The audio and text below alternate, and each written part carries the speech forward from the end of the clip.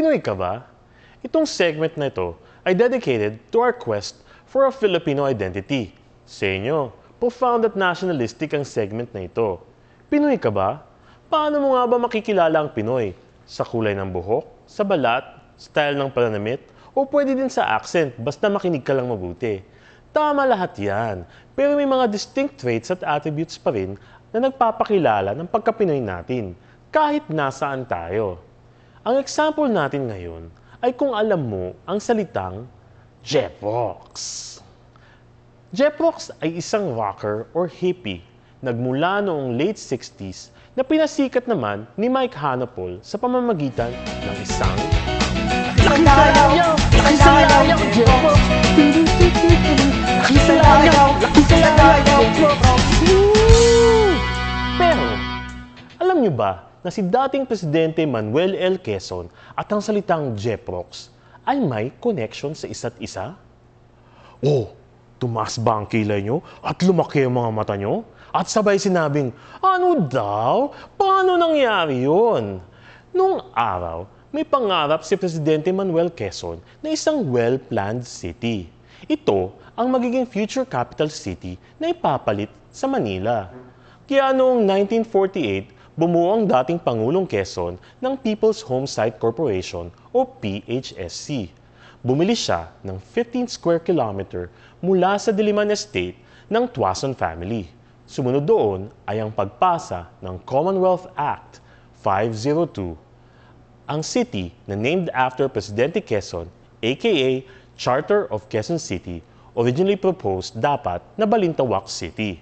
So officially, in 1948, naging capital ng Pilipinas ang Quezon City. Pero later of course, alam natin in 1976 ay ibinalik din ng Manila bilang capital ng Pilipinas. Dahil nga well-planned city ang Quezon City, yung mga housing subdivision projects ay tinawag na Project 1, Project 2, Project 3 hanggang Project 8. Itong mga areas na ito ang mga naging residential subdivision sa Quezon City developed by President Quezon, na itinuloy naman ng mga sumunod na Pangulo gaya ni Quirino at Marcos. Although yung iba, pinalitan na yung pangalan, gaya ng Project 1, naging Rojas District. Project 5 naman, naging Camyas.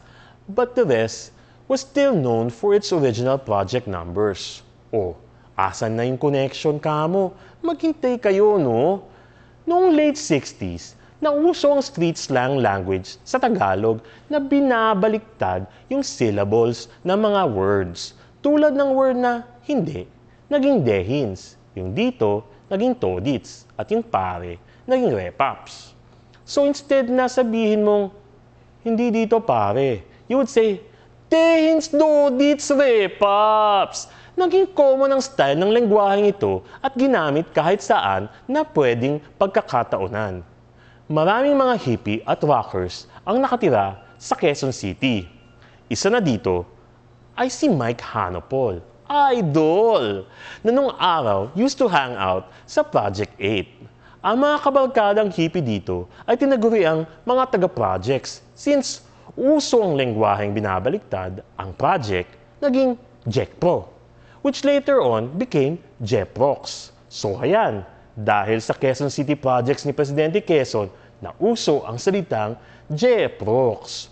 Although, may ibang nagdi-dispute sa history ng word na Jeprox.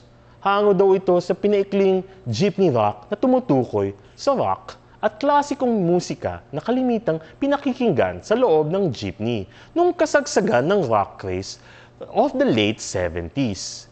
Kalinsunod niyon ang pagsikat ng awiting Laki sa Layaw ni Mike Hanapol na ipinapalagay na siyang nagbunsad upang higit na makilala ang Jeprox.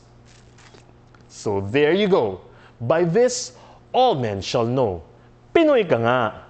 Abangan nyo ang karugtong ng ating quest for a Filipino identity. Dito sa Pinoy Ka Ba? Laki sa layaw, Jeprox! Woo! Laki sa layaw, Jeprox! Laki sa layaw, Jeprox!